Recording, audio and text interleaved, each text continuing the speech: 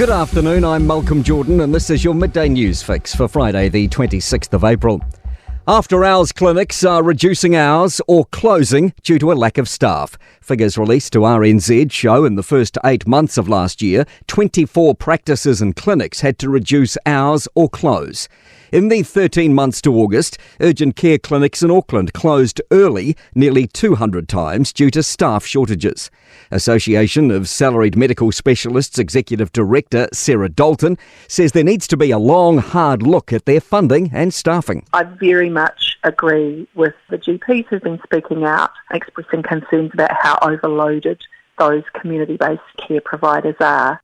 An FBI investigation into child sexual abuse in a secretive Christian sect has locals hopeful it'll shine a light on the church here. The church has no official name, buildings or property, but is thought to have 100,000 members worldwide, including New Zealand. Jessica Swan has more. Victims advocate Gillian Hishin says she's received 140 allegations against abusers in Australasia. Around 20% of those are from here. The church admits it's failed to adequately deal with these issues in the past, but procedures have been overhauled to address previous incidents and to keep children safe. Shot over jets apologising for disruptions to Anzac services after an uproar from residents. Attendees took to social media, saying the sounds of the last post on the Edith Cavell Bridge were drowned out by the sounds of tourists on jet boats below. Business manager Donald Boyer says they're disappointed and should have done better. He says they're investigating processes and will ensure to halt operations for future ceremonies. The former government's being accused of bureaucratic window dressing. New data shows dozens of government departments spent hundreds of thousands of dollars on rebrands over the last few years.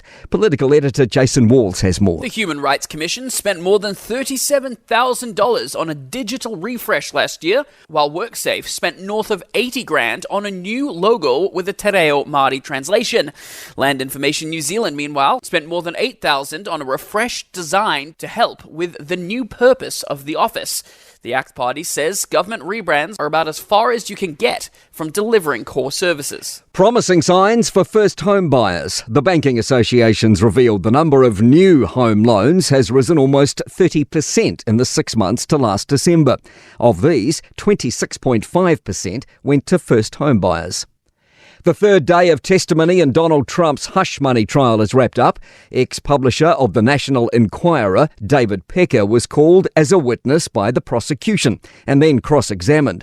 CNN reporter Jessica Schneider says the defence first tried to attack Pecker's credibility and then argued his loyalty to Trump preceded the 2016 election. That was trying to poke holes in the prosecution's case that this whole catch-and-kill scheme and the payments were only for the benefit of Trump trying to win the election. That is a crucial part of this case. To sport, former Kiwis coach Sir Graham Lowe's bemoaned a series of defensive lapses by the Warriors in their 27-24 loss to the Gold Coast Titans in League's NRL.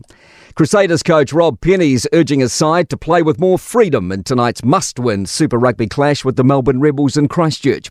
And Manchester City's beaten Brighton 4-0 in the English Premier League.